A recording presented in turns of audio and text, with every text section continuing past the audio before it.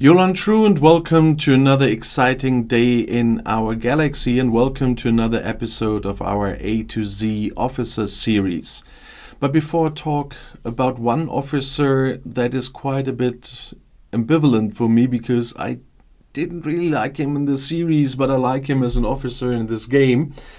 Before I talk about him, I just want to say, if you're not a subscriber of my channel yet, but do like my videos, then please do subscribe to my channel. And when you do, also click this little bell and all notifications, so you will be notified when another video comes out. But now let's talk about Neelix. He's a rare officer. He is from class engineering, so you need engineering badges to upgrade him. He is from the group Voyager, which means that he can give synergy to a captain of that group if he's on the bridge as well. And he is from the faction Federation, although he never has been to the Federation. That means you need Federation faction credits to upgrade him. And if you haven't seen Voyager or want to know more about Neelix, there is, as usual, an info text about the officer in this info box. In this case, a little bit longer text. As you could already hear from what I said earlier, he does not have a captain maneuver, but he does have an officer ability and a below deck ability, which I both quite like. Of course, my favorite ability is the officer ability. And there we are at the point. In the series, he was like, yeah, it's easiest to explain. From me personally, he was like the Star Trek Jar Jar Binks for me. So there you can see how much I thought about the character in the series. Mugi, no offense, he still was the morale officer, and that's why I said you are our Neelix. But he's really helpful in the game, at least. And the officer ability is procurement consultant. And that means he increases the cost efficiency of your ship's active abilities by 55% when assigned to the USS Voyager. So that just means that whenever I go grind bioships or data cubes or what's the name of the Silverblood Voyager, then I use Neelix because he makes it so much cheaper to activate the sensors, and that's why I really like him. Now I have a lot of those things, but it's still worth it not to pay that much. And in the beginning, I was really happy to have Neelix when I was very low on those tokens to activate.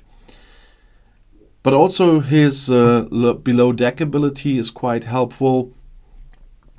For example, we finally managed to kill one of those Xindi armadas. We needed several attempts on the same one, and because we only had 2 level 53 ships there, and they were the only ones doing the real work, and the rest were like bait for the super weapon. But if you do them, you need assimilate and burning, and if you are not able to put someone on the bridge with burning. I had Nero on the bridge, so I didn't need Neelix. But in that case, you can have one that brings Neelix below deck, and then you have a chance of 15% each round to apply burning for 1 round versus non-player hostiles or armadas. So this works against Xindi armadas as well, and there you need burning. So that's even helpful. Although I must say, this is once again a bit Scopely. In the info box, they even mentioned that Neelix was the morale officer on the ship. Why the hell does Harry Kim have the morale ability and Neelix the burning ability? They could have just switched that around. That would have fit much, much better. But I think there are some people working there that have never seen Star Trek, to be honest. But I would have put, of course, morale here as an ability and not burning. But nevertheless, absolutely helpful, both of them, for certain occasions, and that's why I really like this officer in the game. As a rare officer, he also has 2 away team traits that you can unlock. One is diplomat, one is dedicated. That is quite helpful as well, because there are not so many diplomats in the game, and you regularly need them as well. Usually, of course, I do have Gonzalez going on these missions, but Neelix would be an option there as well. If you know that you don't need him in the next 2 days or whatever, then it could be a good choice to send Neelix to a diplomatic mission as well. But of course, you want to know how to get him, and he is one of those that you will not find in the normal recruit section. But since recently, there are at least now 2 ways of recruiting Neelix. One is in the factions, and for that we have to go to the Xborg faction, and here it's also hard to see the officer exchange in the Xborg faction. And here you see you have a chance to get 1 or 3 Neelix shards per pull for rare Xborg credits, if you want to use that here. And as I said, since recently there's a second one, and for this we have to go to the refineries, and here we have to go to the isomatter refinery, and in this case to the volatile isomatter exchange. I have used it this morning, but it's not that important to show it inside. In the volatile isomatter exchange for the officer shards, there you also can find some Neelix shards if you are collecting volatile isomatter already. So if you are Ops 40 plus. But that's the only 2 ways to get Neelix regularly in this game. Of course, you can show up in events and so on, but that's it. But I mentioned Neelix with the burning for the Zindi armadas, and that we finally managed one. Seriously, with 2 level 53 ships and a lot of voyages there, because they are far out as well with the warp range here in some island.